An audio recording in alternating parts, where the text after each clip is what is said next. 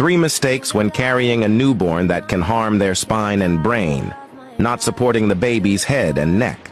Many parents carefully support the baby's back and bottom, but unintentionally forget the most important part, the head and neck.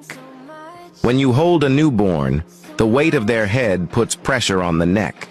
Without proper support, this can lead to spinal cord injury, something most parents don't realize. Rocking the baby to sleep while carrying them. Holding and gently rocking may help babies fall asleep faster, but most of them will wake up as soon as they're placed in the crib. Not to mention, rocking too hard can affect the baby's brain, more dangerous than many parents think. Keeping the baby in one position for too long. Holding a newborn in the same position limits their movement, and over time, can affect their natural development. If the position is incorrect, it can even lead to bone issues.